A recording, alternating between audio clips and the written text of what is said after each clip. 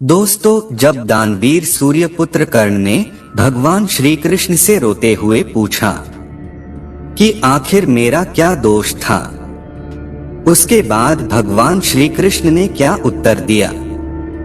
दानवीर सूर्यपुत्र कर्ण महाभारत का एक ऐसा वीर योद्धा जिसकी गाथाएं आज तक प्रचलित है।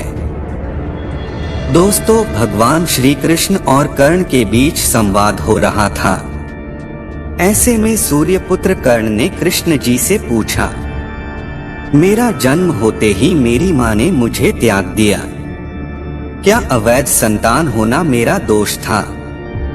द्रोणाचार्य ने मुझे धनुर्विद्या सिखाया नहीं, क्योंकि मैं क्षत्रिय पुत्र नहीं था। परशुराम जी के पास गया तो उन्होंने मुझे सिखाया। जब मैंने उनसे शिक्षा प्राप्त कर ली और उन्हें मेरी सच्चाई के बारे में पता चला तो उन्होंने मुझे श्राप दे दिया। जिस वक्त मुझे उस विद्या के सर्वाधिक आवश्यकता होगी, मुझे उसका विस्मरण हो जाएगा, क्योंकि उनके अनुसार मैं क्षत्रिय नहीं था। केवल संयोगवश एक गाय को मेरा बाण लगा, उसके स्वामी ने मुझे श्राप दे दिया, जबकि मेरा कोई दोष नहीं था। द्रौपदी के स्वयंवर में भी मेरा खूब अपमान किया गया, मुझे सूत पुत्र कहा गया।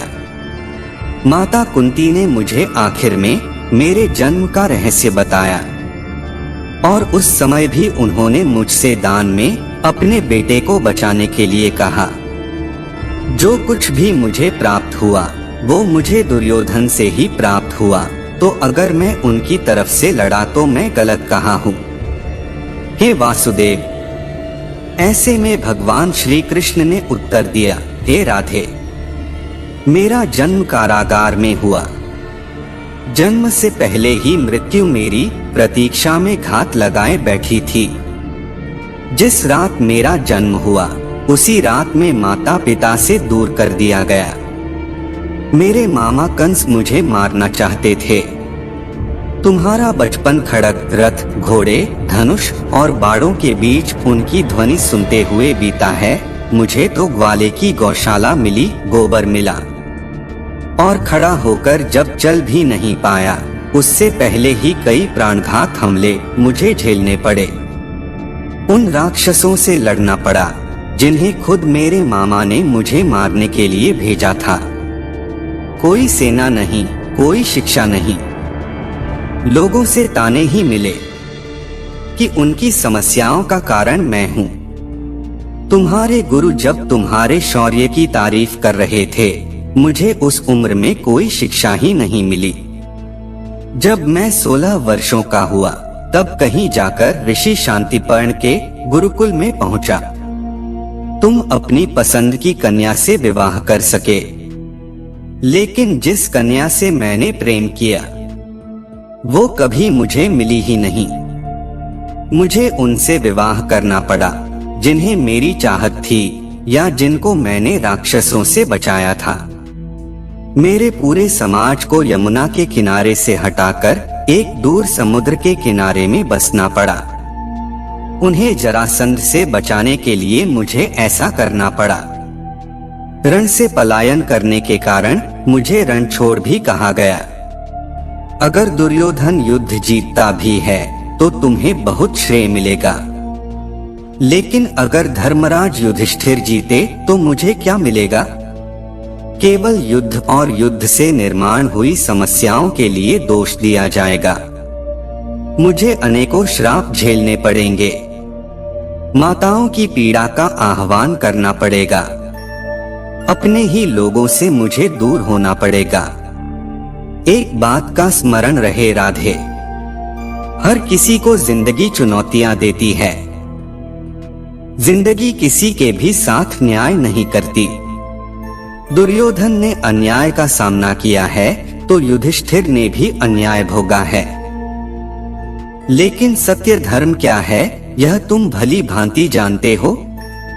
कोई बात नहीं अगर कितना भी अपमान हो, जो हमारा अधिकार है वो हमें ना मिले तो कोई बात नहीं, लेकिन महत्व इस बात का है कि तुम उस समय उस संकट का सामना कैसे करते हो, और अगर तुम उस संकट का सामना कर लेते तो आज ये दिन देखने को नहीं मिलता राधे।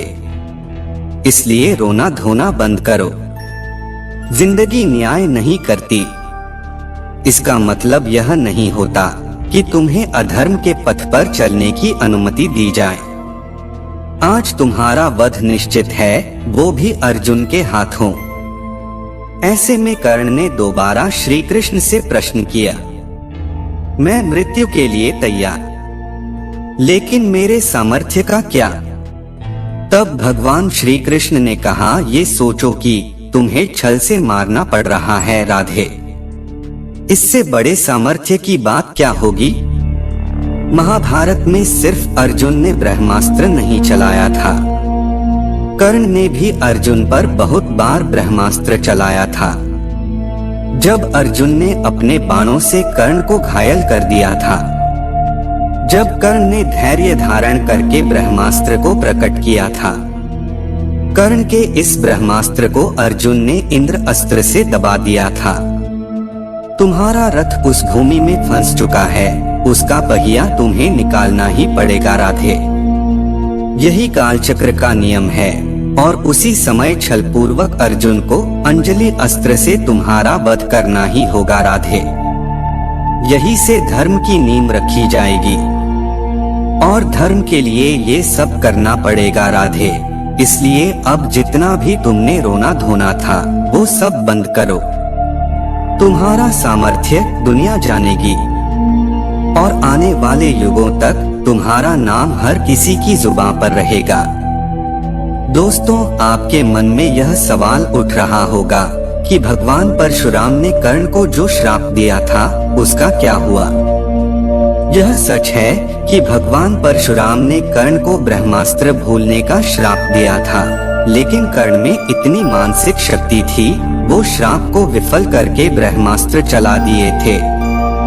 तो क्या भगवान परशुराम ने कर्ण को जो श्राप दिया था वो पूरी तरह विफल हो गया था?